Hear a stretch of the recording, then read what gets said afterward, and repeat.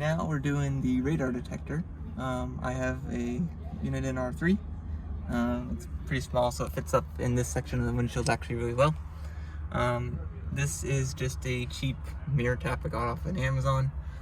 It uses the smallest push-in protector thingies. I used this in my Mazda and it broke. And so we had to resolder the little tips back on, but it should be good to go now. And so brown is black, which is your ground. Which is, yeah, ground, and then red is your power. Yeah, so it goes red, brown, and yellow. So your red mirror tap goes into the red, and then your black mirror tap goes into the brown. Yep. And you just have this here. This is the cover for this, and so to take this off, I found it's easiest to, maybe I can show you this when it's back on, but I put my finger here and pull down, and it kind of loosens, and you just put your finger on the other side, and then it kind of pops off.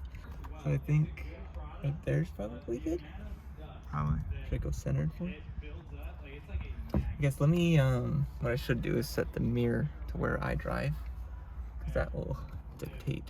Yeah, so I'll just tuck it up this way. This headliner is filled with all the goodies.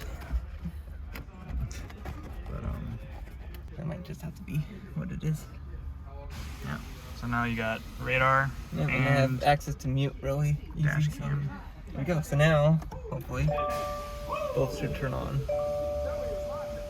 Actually, I think this turns on when the car's on. Actually, because see, it's not on. So if I turn it on, car on. Yep, there it goes. Yep. So now radar and dash cam with the back.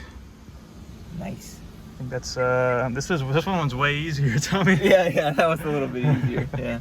I mean, that's what's the benefit of mirror tap. I mean, I guess supposedly I could have mirror tapped this, but then again, I wouldn't have the park function. Yeah, you want to have park or any G sensors.